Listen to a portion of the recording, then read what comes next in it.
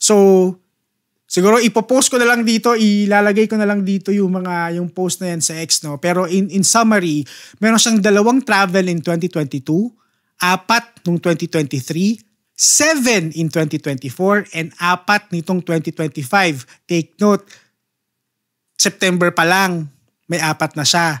So, sa loob ng 40 months na panunungkulan niya, 19 of those months, no? Obviously, hindi mo to everyday, pero 19 of those months, 19 of those 40 months, meron siyang travels.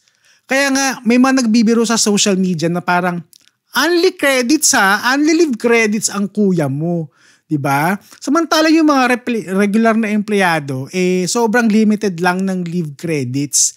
Pahirap ang pang ma-approve. O diba? Aminin nyo yan. Nagpa-approve kayo sa mga team leaders nyo, sa mga boss nyo, pero dinenay. Kasi nga, hindi pwede. Kulang kayo sa tao.